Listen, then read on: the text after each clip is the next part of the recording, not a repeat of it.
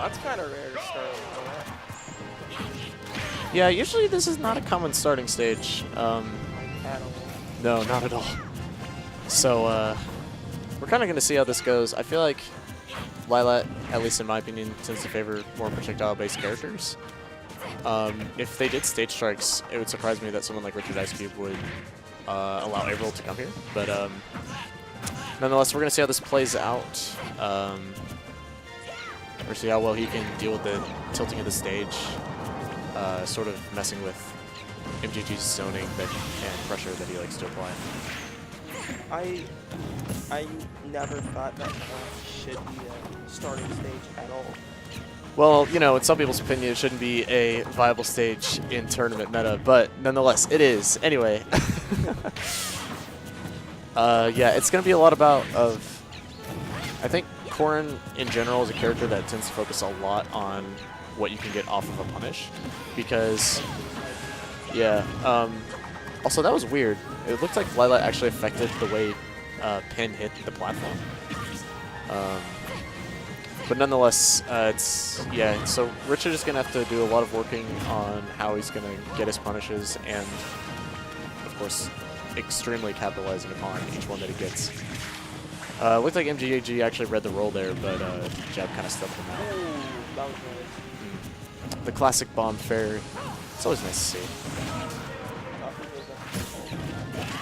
Yeah. Alright. I'm surprised that grab didn't hit, actually, because usually Toon Link's grab is less, or reaches pretty far. I think it's the easiest thing that's Oh, I actually like that from Richard.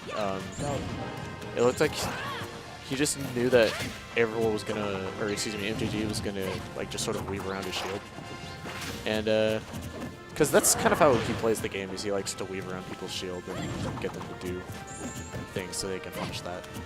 But yeah, I liked choosing that as I like that option. I wonder. I know it sounds like a dumb question, but I wonder why like core names always excite me. Well, first of all, it's like really quick, so it's a good burst instant option, and then if it misses, a lot of the time you can sort of get out.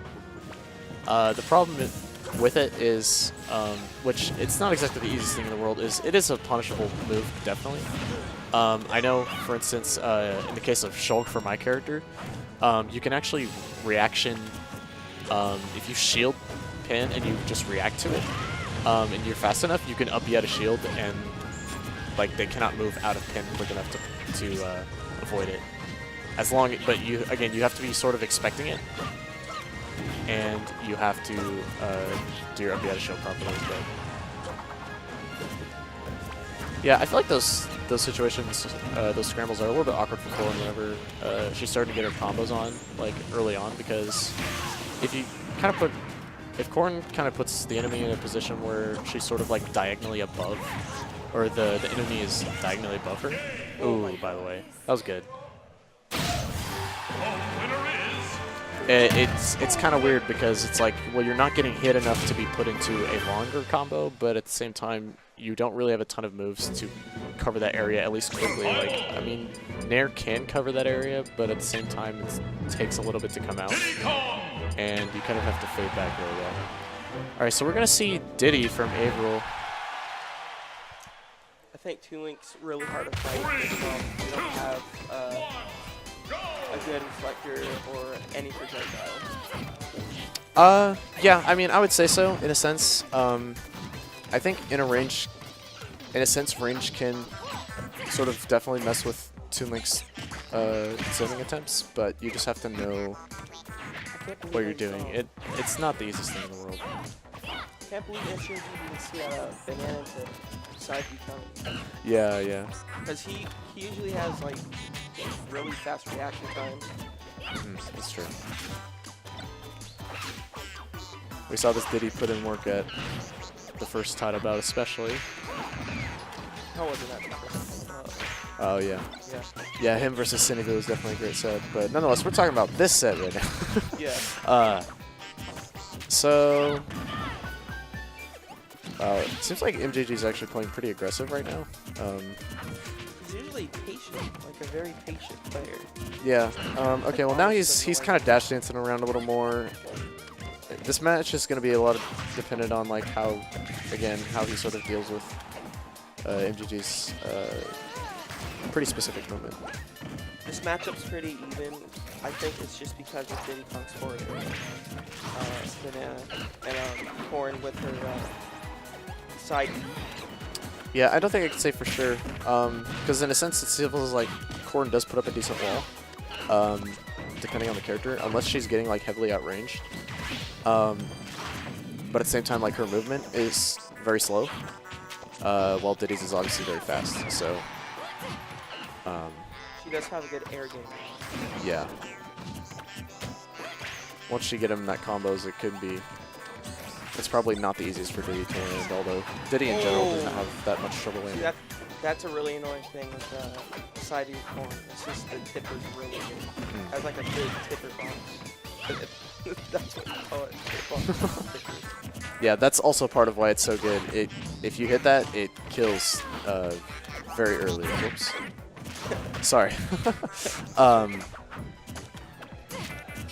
No, but like I was saying, it does kill very early, like especially with attack down rage. It's pretty ridiculous. He definitely could have gone for the 2 powers. Nice forward airs. Nice keeping him away. Ooh. Alright, just stuffs him out with the up smash. He wasn't having any of that. Richard definitely still putting up a fight. Wow, forward throw up smash was pretty crazy. I'm not entirely sure if that's like a mix-up.